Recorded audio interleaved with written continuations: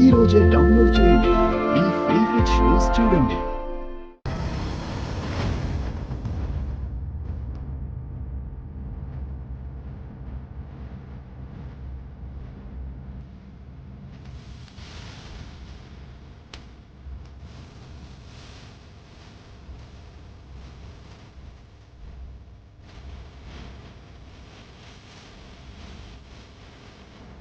Doctor, ఇప్పుడు నా మనవరాలకి ఎలా ఉంది?